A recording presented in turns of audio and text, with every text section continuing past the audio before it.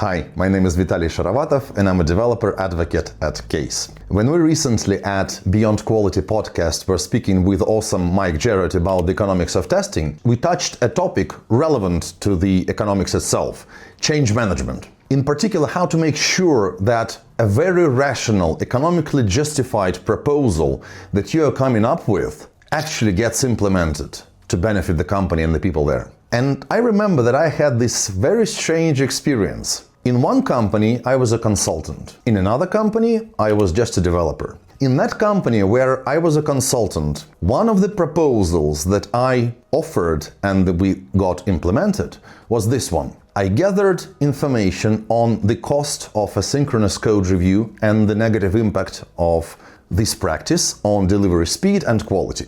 I suggested that we should run an experiment and move away from traditional asynchronous code review to a pair programming practice. Because there are very many studies and lots of experience in the industry proving that with pair programming, cost of delay is lower, you deliver faster with greater quality. So it's good for everyone, good for testers, good for developers, good for the business. So in the company where I was this consultant, I did proper analysis of the problem. I suggested various solutions. I chose pair programming as this starting experiment. And it was accepted. We ran the experiment. It worked well for one team. Then we scaled it to all the teams. And half a year later, I got my huge paycheck and I was very happy. In another company where I was just a developer, pretty much at the same time, I was thinking, maybe I could utilize this approach that I took in a different company where I was a consultant. So I came up with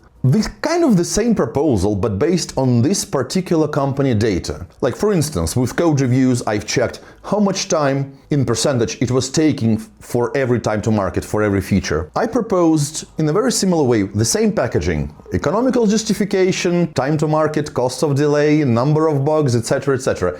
Everything was pretty much the same approach. But I was a developer and my change got rejected. I spoke to one manager. He said, yeah, but we don't have time for experiments. Another manager told me that I should rather just work on development tasks, not get into processes. That's their responsibility, management responsibility. So I was suggesting in two companies kind of the same approach, being proved with real data from both companies. In one company, the change was implemented, in another, completely not. And I reflected upon this, and I actually felt that sometimes it's like as if the resistance is irrational, as if those two managers didn't even want to read my proposal, or maybe something else stopped them. So I researched, I looked at the scientific papers and books on change management and organizational psychology, etc. And it turns out that there are very many reasons for why even a good, very rational and economically justified change might be sold or rejected. Sometimes the reasons are irrational. For instance, when you hire as a company a consultant, everyone in the company perceives this person as a very highly paid individual who knows what he's doing. Consultants are even expected to bring use cases, like how they implemented a certain change in a different company. And so it's as if consultants usually have higher authority than engineers and QA folks who are working for the company, even for very many years.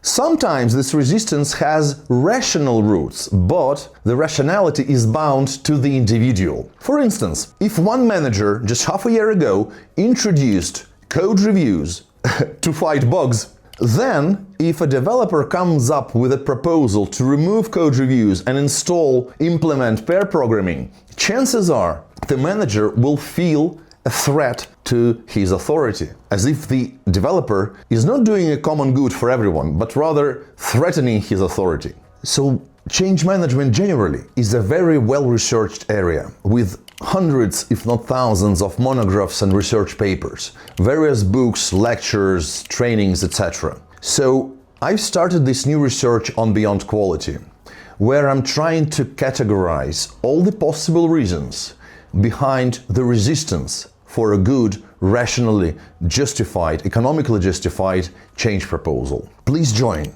please collaborate, please tell me your stories on what you proposed and why you think it was rejected. Later on, as soon as I get enough feedback, I will analyze all the collaboration that I get from the community, and I will make sure that I can help the community. I will find ways, again, from the science and from others' experience, to help you overcome this resistance. Please join. Thank you.